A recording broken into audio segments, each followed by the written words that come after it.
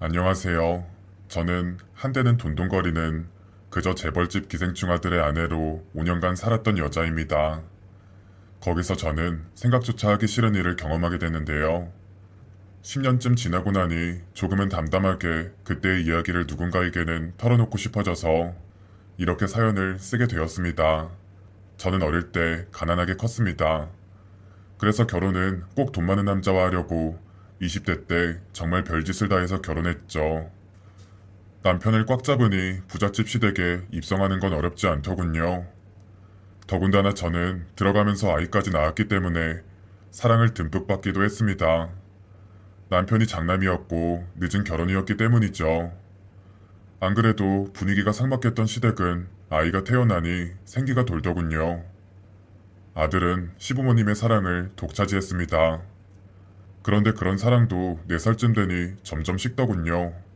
왜냐면 우리 아들이 경계성 ADHD, 주의력 결핍, 과잉 행동장애였기 때문입니다. 말 그대로 완전 ADHD는 아니지만 약물을 복용해야 할 정도의 경계성에 놓여 있는 것이었습니다.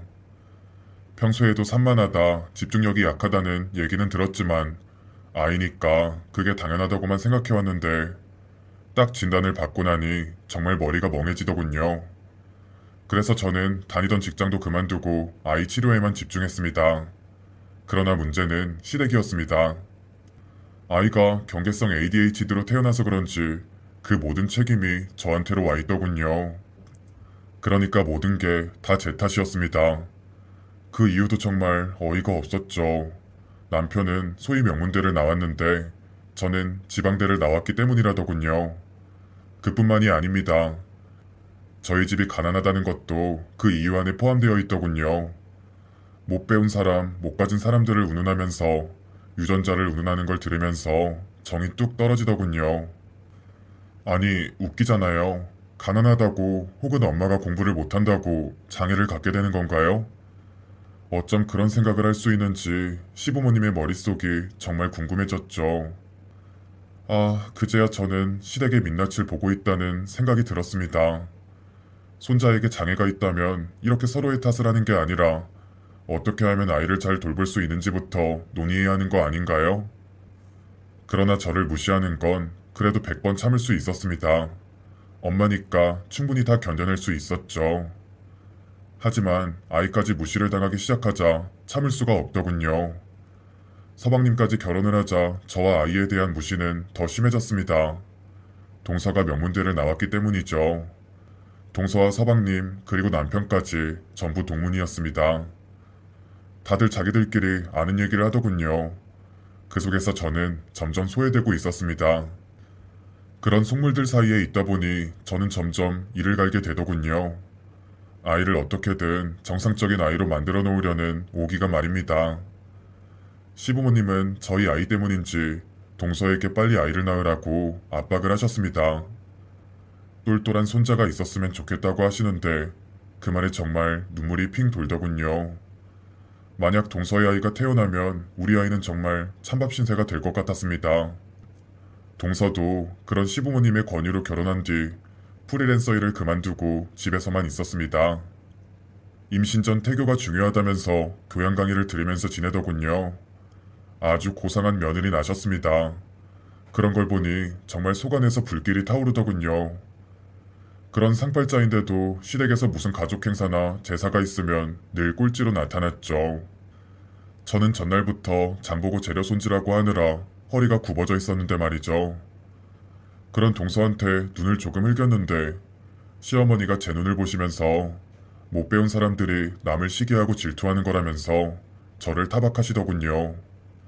그런 말까지 들으면서 그 집에 있어야 하는 건지 재벌집이 뭐라고 그런 수모까지 참아야 하는 건지 만감이 교차했습니다. 저는 점점 그 집에서 투명인간이 되었고 거의 노예가 되어가고 있었습니다. 집안 행사 뒤 저는 몸살로 병원 신세를 져야 했습니다. 시고모에 팔순잔치를 하는데 왜 그쪽 며느리도 아닌데 제가 일을 하고 있는지 모르겠더군요. 역시 그 다음날 저는 몸살을 심하게 앓게 되었습니다. 정말 가만히 있는데도 땀이 나고 온몸이 욱신거려서 도저히 아무것도 할 수가 없었죠. 남편도 출장이어서 저는 혼자서 택시를 타고 병원으로 가야 했죠. 문제는 아이를 돌봐줄 사람이 없다는 것이었습니다. 워낙 손이 많이 가는 아들이었고 친구들도 대부분 결혼해서 아이가 있는 상황이어서 맡기기가 어려웠습니다. 친정부모님은 멀리 계셨고요. 그때 제일 먼저 떠오른 게 동서였습니다. 집에서 펑펑 놀고 있었고 전날 가족 행사 때에도 띵가띵가 놀기만 했으니까요. 차도 있으니 어린이집이 끝나갈 무렵 아들을 데려가서 집에서 돌봐주기만 하면 됐죠. 그래도 좀 망설여지더군요. 아이를 키워본 적이 없는 데다가 굳은 일을 하면서 크질 않아서 거의 공주처럼 사는 사람이었으니까요. 막상 우리 아들이 더 힘들 수도 있겠다는 생각이 들었죠. 하지만 그때 제가 선택할 수 있는 건 동서밖에 없었습니다. 미우나 고우나 가족인데 설마 아이를 힘들게 하겠어요? 그래서 저는 전화를 걸어서 동서한테 아들을 부탁한다고 말했습니다. 열이 너무 많이 나서 병원에 하루만 누워있겠다고 내일 아침에는 들어간다고 말이죠. 그런데 예상과 달리 동서는 순순히 제 부탁을 들어주더군요. 아프면 하루 이틀 더 푹 쉬라는 말까지 해가면서요. 저는 정말 순진하게 그 말을 들으면서 고마워했죠. 동서의 검은 속내도 전혀 모르고 저는 거의 정신을 잃을 정도로 열이 올라 있었습니다. 병실에 누웠는데 몸이 바닥으로 꺼질 듯이 잠에 빠져들었죠. 얼마나 잤을까요? 계속 울리는 핸드폰 벨소리에 저는 아픈 몸을 일으켜 전화를 받았습니다. 뭐라고요? 진수가 사라졌다고요? 네, 어디 갔는지 찾기 어렵네요. 지금 이 동네 몇 바퀴째 도는지 모르겠어요. 얘가 원래 이렇게 산만한가요? 그걸 지금 말이라고 해요? 내가 아까도 말했죠. 우리 아이 경계성 ADHD라고.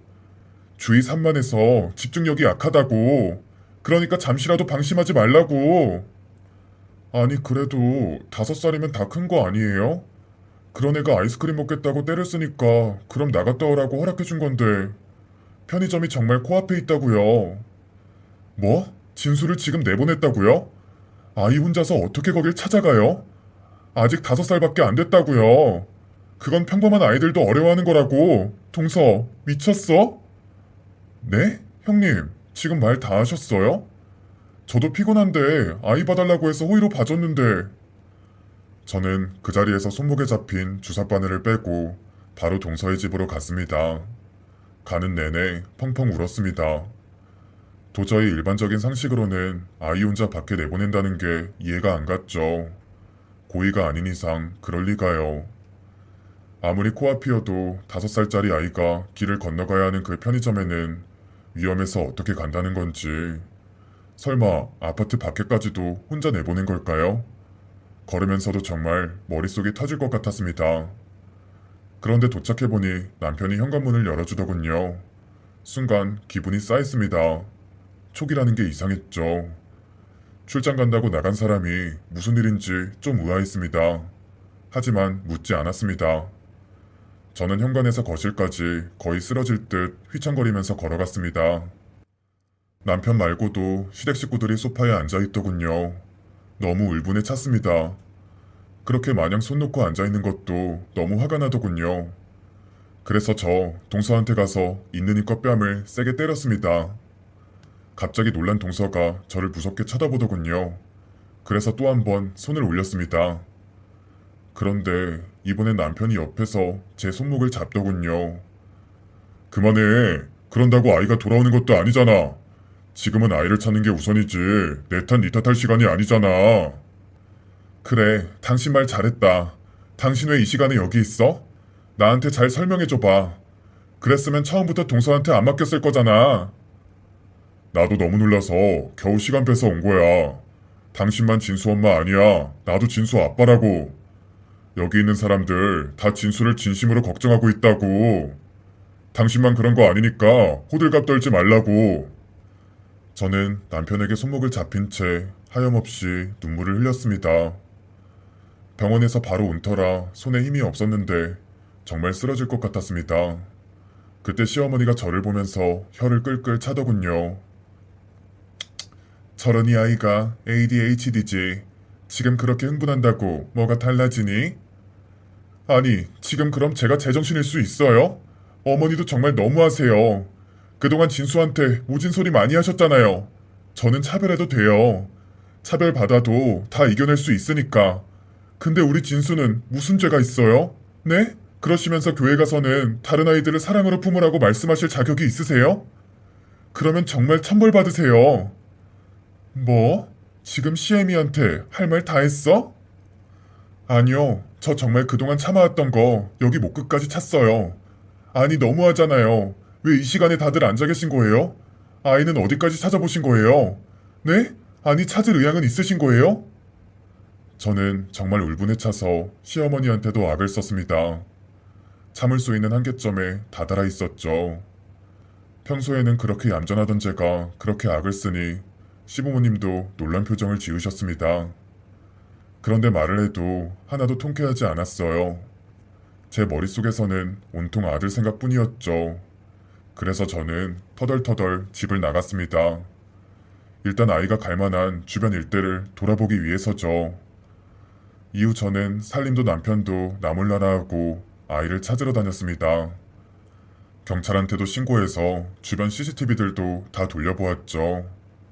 하지만 정말 그날 아파트 안 CCTV는 먹통이었습니다. 아이가 아파트 밖으로 어떻게 나가는지가 오리무종이 된 상태였죠.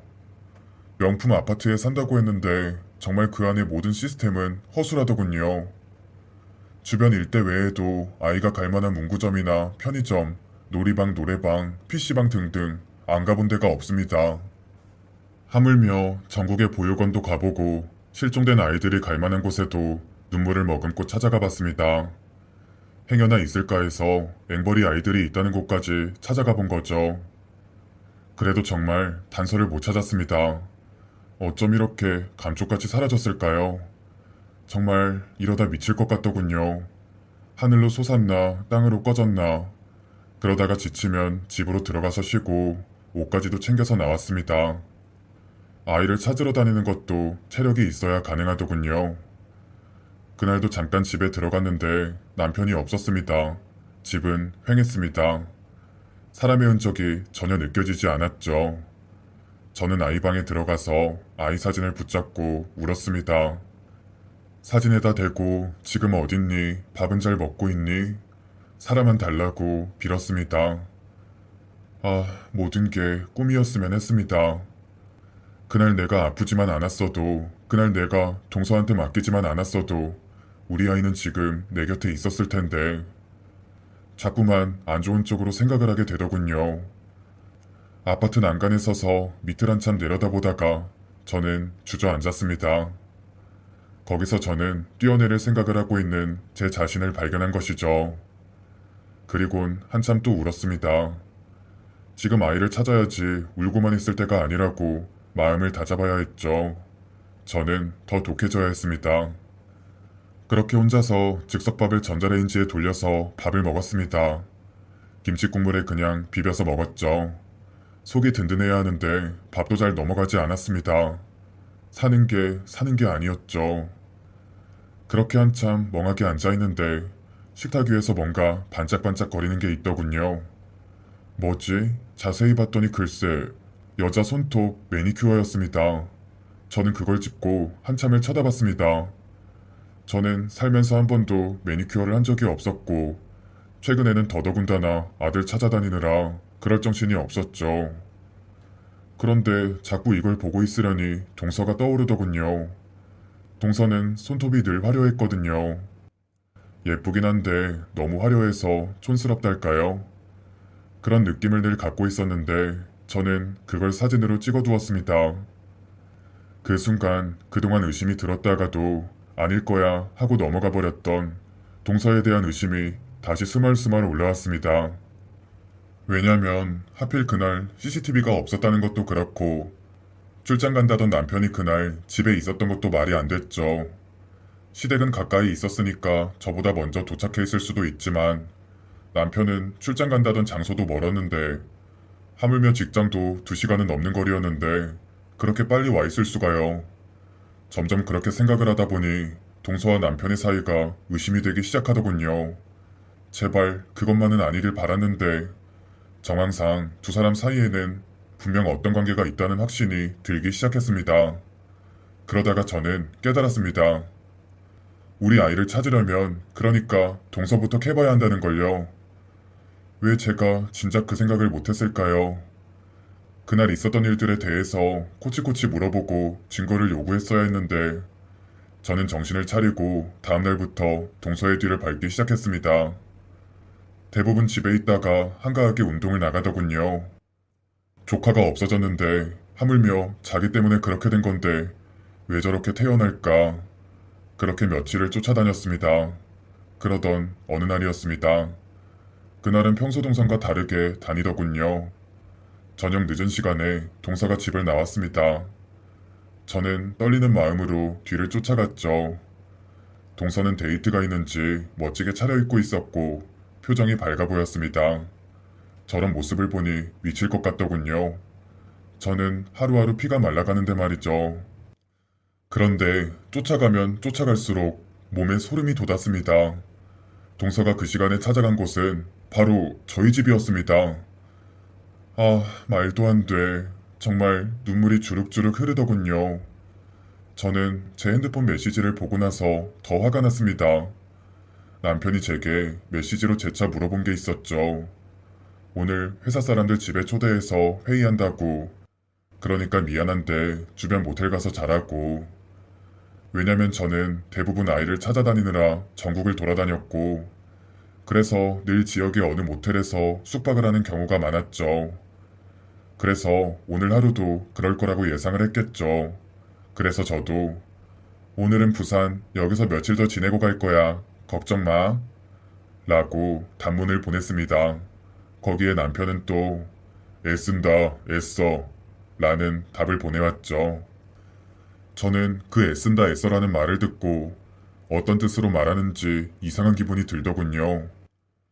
진심으로 제게 수고했다고 말을 하는 게 아니라 아무리 그렇게 애써도 아이를 찾기 어려울 거야 라는 비꼬는 식으로 들렸기 때문입니다. 그런데 그 순간 남편도 아파트 입구로 들어가더군요. 그 전부터 둘은 같은 대학을 나왔다면서 친하게 지냈습니다. 서로 스킨십도 서슴없이 했죠. 에이 설마 서방님도 있는데 그러겠어요? 그러다가도 문득문득 동서의 어깨에 올려져 있는 남편의 손을 보면서 기분이 이상했었죠. 하지만 제가 화를 내면 저보고 분명 자격지심이냐고 할 것 같아서 아무 말도 안 했습니다. 그래서 저는 일단 서방님한테 전화를 걸었습니다. 저는 우리 집으로 동서가 들어갔고 남편도 들어갔다고 말해주었고 둘 사이가 이상하다고 말이죠. 역시나 서방님은 놀라기보다는 둘이 워낙 친하다면서 의심하지 말라고 하더군요. 그런데 정말 과연 그럴까요? 그렇게 안심해도 되는 걸까요? 서방님은 자신의 아내를 미워하지 말라면서 오히려 동서 편을 들더군요. 아이를 잃어버리고 싶어서 그럴 리가 없다는 것이었죠. 둘은 그날의 불찰을 늘 죄송하게 생각한다면서 아내하고 늘 그 일에 대해서 깊이 반성하면서 살고 있다고 말이죠. 아니, 반성하고 미안해하는 사람들이 왜 적극적으로 아이를 찾아다니지 않나요? 그거야 다 생업이 있으니까요. 경찰도 풀지 못하는 걸 가족들이 나선다고 되겠습니까? 형수님, 그러니까 딱 1년만 찾아보시고 마음을 접으시는 게... 저는 서방님의 말투에서 이미 아이가 잘못되었을 수도 있다는 뉘앙스가 들렸습니다. 그러니 마음을 접으란 소리가 쉽게 나오겠죠. 어떻게 마음을 접으란 거예요? 왜요? 우리 아이가 어디 죽어있기라도 하다는 거예요? 그러길 바라시는 건가요? 아니요, 아니요. 그런 말뜻이 아니라는 거 잘 아시잖아요. 진수를 우리도 얼마나 좋아하고 예뻐했는데요. 입에 침이라도 바르고 거짓말하세요. 좋아하고 예뻐했다고요? 우리 진수 놀러가면 아이가 만진 물건들마다 일일이 다 닦으셨잖아요. 내가 그런 걸 모를 거라고 생각했어요. 걔한테 무슨 바이러스라도 묻어있을까봐 그러셨잖아요. 아, 됐고요. 더 이상 이런 얘기 길게 할 것도 없어요. 서방님, 딱 기다리세요. 제가 두 사람의 관계를 똑똑히 찍어서 보내드릴게요. 그러니까 동서한테 연락하거나 그러지 말고 잠깐만 기다리세요. 제가 서방님에게 놀라운 것들을 보내드릴 테니까요. 아셨어요? 그렇게 저는 전화를 끊었습니다. 믿지 않으시니까 믿게 해드려야죠. 저는 조심스럽게 제 집으로 들어갔습니다. 역시나 현관에는 동서와 남편의 신발이 놓여 있더군요. 아, 제 집인데 제가 도둑걸음으로 들어가고 있으니 기분이 더럽더군요. 그런데 집안이 조용했습니다. 거실에도 불이 꺼져 있었죠. 아마도 둘은 안방에서 있는 것 같았습니다. 그런 생각을 하니 피가 거꾸로 솟더군요. 그렇게 복도를 걸어서 안방으로 향했습니다.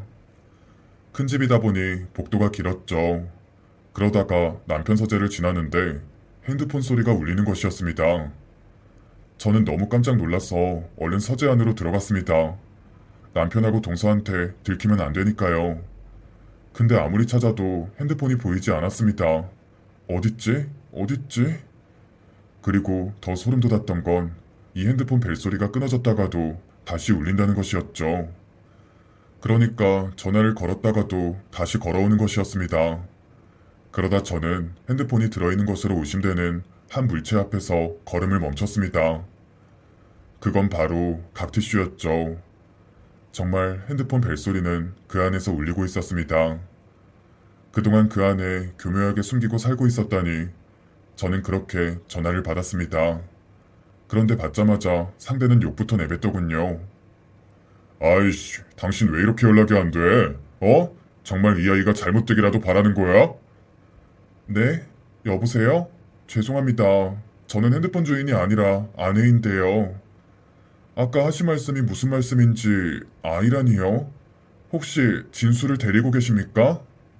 어? 와이프? 잘 됐구만. 이제야 말이 통하겠어. 근데 당신은 이 아이에 대해 아는 게 없소? 네, 잃어버린 줄 알고 계속 찾아다녔습니다. 저희 진수 지금 잘 지내고 있나요? 거기가 어딘가요? 아니, 원하시는 게 뭐예요? 제가 다 해드리겠습니다. 제 목숨이라도 드릴게요. 그러니까 제발. 저는 전화통화를 하면서 무릎을 꿇었습니다. 이게 도대체 다 어떻게 된 일인지 앞뒤 퍼즐이 맞춰지지 않았지만 어찌됐든 한 가지는 분명했죠. 아이가 지금 누군가에게 맡겨져 있고 살아있다는 걸요. 그러니까 여보쇼, 잘 들어요. 아이는 제가 잘 데리고 있습니다. 지금 여기는 필리핀의 한 섬이고요. 그러라고 당신 남편이 시켰는데 단순한 알바라고 해놓고 이건 범죄 아니요? 나는 죄 없어. 알았어? 아니 왜 그렇게 놀래요? 당신 남편이 그렇게 나쁜 놈인 줄 모르셨나? 그런데 한 가지 문제가 생겼시다. 이 아이를 돌보려면 돈이 필요한데 자꾸만 돈을 안 보내오니까 이렇게 전화를 거는 거요. 아셨소? 아, 네? 남편이 시켰다고요? 정말인가요? 아니, 질질 짤 거 없고 피차 바쁘니까 할 말만 합시다. 그러니까 문제는 현지 사정상 원래 주셨던 돈보다 아이를 키우는 돈이 더 많이 들어가니 더 보내란 말입니다. 아, 네, 그래야죠. 얼마를 더 드리면 될까요? 아이를 데려오려면 얼마를 드리면 될까요? 한 장만 더 보내시오, 큰 걸로. 그럼 아이는 언제 데려오실 수 있으세요? 아님 제가 갈까요? 아니, 우리가 한국 들어갈 거요. 아니, 근데 이런 거 경찰에 말하지 말아요. 알았어? 그럼 일이 너무너무 복잡해지니까. 어찌됐든 이 일을 의뢰한 건 당신 남편이고 불륜녀니까. 네? 지금 뭐라고... 남자는 뭔가 더 말을 하려다가 전화를 끊더군요. 불륜녀라는 말에 저는 정말 꼭지가 도는 것 같았습니다. 이건 엄연히 범죄였습니다. 그것도 너무나 끔찍한 범죄요. 하지만 흥분할 수가 없었습니다. 증거를 잡아야 했죠. 그 남자하고 통화를 할 때에도 저는 녹음을 하고 있었습니다. 그리고 남편의 핸드폰도 증거로 가져가야 하니 제 가방 안에 담아놓았죠. 마음 같아선 몽둥이라도 들고 들어가서 다 쥐어 패고 싶었지만 저는 가까스로 이성을 붙잡고 몽둥이 대신 카메라를 손에 들었습니다. 컴퓨터와 연동되어 있어서 카메라가 깨져도 증거는 다 남을 수 있게 말이죠. 그렇게 저는 아주 조용히 안방에 들어갔고 이불 안에 다리가 4개인 현장을 고스란히 찍어 놓았죠. 세상에나 둘은 술이 잔뜩 취해서 제가 들어갔는데도 깨지도 않더군요. 그래서 정말 마음껏 찍을 수 있었습니다. 네, 너무 참혹했죠. 숨을 제대로 쉴 수가 없었습니다. 남편이 다른 여자와 놀아난 현장을 직접 두 눈으로 보고 있다니 이불 안에 두 사람은 나체 상태였고 주변에는 온갖 잠자리 흔적이 널려 있더군요. 정말 둘은 사람이 아니라 짐승이었습니다. 그래도 둘은 깨질 않더군요. 그래서 저는 불을 켰습니다. 그러자 둘 다 놀라서 화들짝 깨더군요. 저는 그 장면도 고스란히 찍었습니다. 처음에는 어리둥절하다가 남편이 갑자기 제 앞에서 무릎을 꿇더군요. 여보, 정말 잘못했어. 다 용서해줘. 당신이 매일 안 들어오고 밖으로 놔두니까 술김에 그냥... 뭐? 술김에? 아니 어느 세상 사람이 술김에 재수 씨랑 자냐? 어? 이거 서방님도 아는 거야? 왜 명문대생들은 그런 것도 다 참아주면서 사나 보지? 아니, 정말 잘못했어.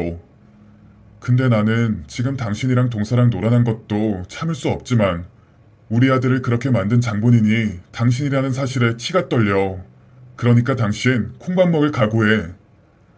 마음 같아선 몇 번이라도 두 사람을 죽이고 싶었죠. 경찰에 신고하고 싶었고요. 하지만 일단 아이를 찾는 게 그 어떤 것보다 우선이었습니다. 나 지금 당신하고 말할 기운도 없고 그럴 기분도 아니야. 그냥 당장 돈이 필요해. 1억. 그 필리핀에 있는 남자가 오늘 안으로 보내라고 했어. 왜? 당신이 잘 알잖아. 그 사람. 제 말에 남편과 동서는 아무 말도 못하더군요. 그렇게 1억을 그 심부름꾼에게 보냈습니다. 그렇게 우리 부부는 이혼을 하기로 약속했습니다. 경찰에 신고를 안 한다는 조건으로 그 집과 양육비 등을 받아냈죠. 그 필리핀 남자가 요구해서 경찰에 신고는 못했지만 서방님한테는 동서와 형의 실체를 알게 해줘야 한다는 생각이 들었습니다. 그래서 그 자리에서 금방 찍은 동영상도 보냈죠. 이후 아이는 무사히 제 곁으로 돌아왔습니다. 다행히도 저희 진수를 아주 곱게 데리고 있더군요. 심부름꾼이란 사람도 알고 봤더니 자신의 아이 병원비 때문에 그 위험한 일을 하게 됐다고 했습니다. 그러니까 그분은 아이들을 무척 아끼고 사랑하는 한 아이의 아빠였던 것이죠. 그래서 저 그분에게 너무 감사해서 아이 병원비도 더 보태줬습니다. 남편은 그러니까 아픈 아이 때문에 자신의 목숨까지 걸어가면서 일했던 그 심부름꾼 아저씨보다도 못한 사람이었죠. 버러지보다도 못한 인간. 그 사람 같지도 않은 사람들과 살아왔던 지난 날들을 저는 지금 완전히 머릿속에서 지우고 살고 있습니다. 그 사건을 말해줬더니 시댁에서도 찍소리 못하시더군요. 왜냐면 제가 가지고 있는 사진과 각종 자료들이 퍼질까봐요. 그래서 시부모도 저한테 고액의 재산을 물려주셨습니다. 제발 그 사진 삭제해달라고. 지금 저는 아이와 둘이 살고 있습니다. 경계성 ADHD였지만 계속 약물과 상담 치료를 받다 보니 어느 정도 사회생활이 가능할 정도로 아이는 좋아졌죠. 오히려 약간의 자폐 성향의 아이들은 집중력이 뛰어나서 좋아하는 한 분야를 잘 키워준다면 그 어떤 사람보다도 성공할 수 있다고 하더군요. 하지만 저는 아이가 훌륭한 사람이 되거나 성공하길 바라지 않기로 했습니다. 그저 제 꿈은 우리 진수가 학교 가서 다른 아이들에게 왕따만 당하지 않는 것, 친구들과 잘 어울려서 놀 수 있는 것입니다. 전 남편과 전 동서는 제가 굳이 소문을 내지 않아도 사회에서 매장을 당했습니다. 동서와 서방님도 당연히 이혼했고 동서는 시댁에서 쫓겨나다시피 했습니다. 정말 웃긴 건 시댁의 그 모든 불똥을 그 동서한테 떠넘겼다는 것입니다.